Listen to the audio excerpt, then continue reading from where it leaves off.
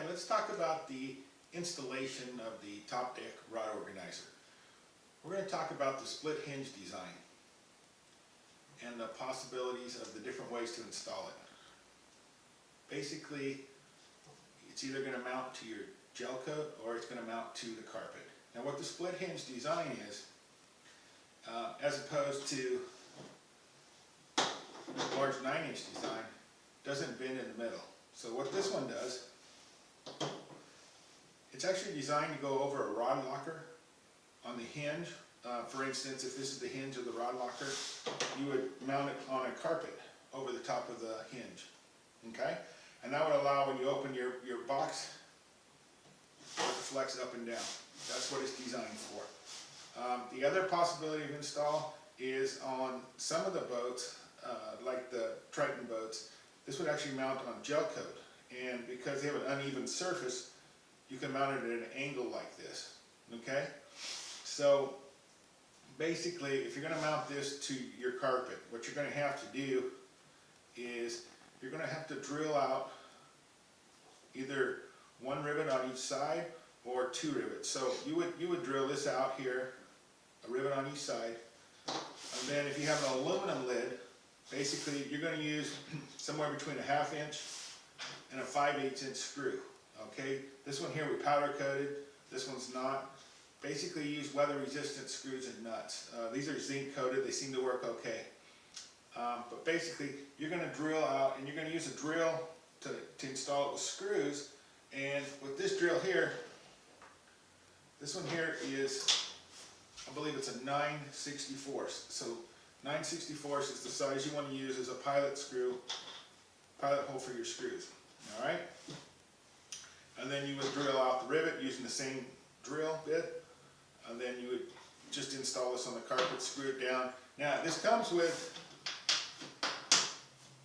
the rubber bases.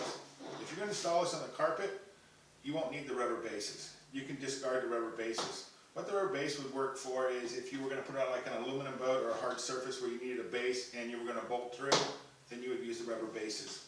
Okay, the other deal is if you don't want to use a screw, if you want to bolt it direct through, then you would probably use a 1-inch length depending on the thickness of your box lids.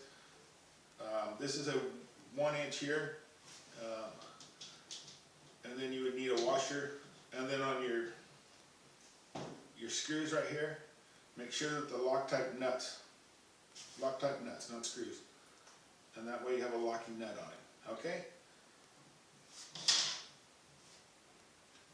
So these are number 6 by 1 inch.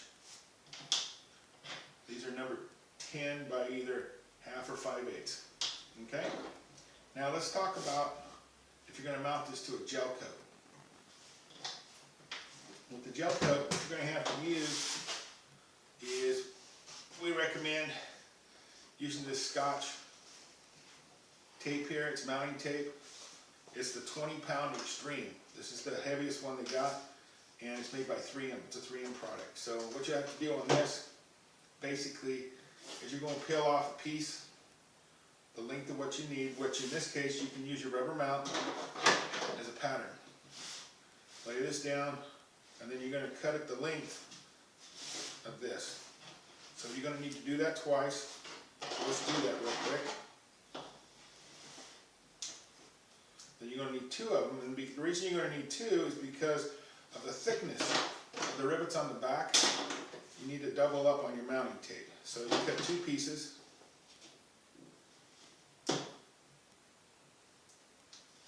Alright. What you're going to do is you're going to need a surface, so we can use this box here. Something when you put these tape together, you don't get them crossed. So basically just lay the tape here, and then take the other piece of mounting tape, and using this box to keep it straight so you don't get it crossed, just lay the same thickness straight down on top, just like that. That keeps it all nice and neat. Alright, then what you do is use this for your pattern, and then you'll trace around it.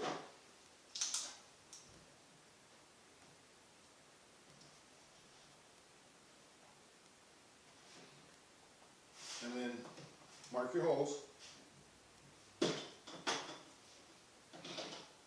Trim it out.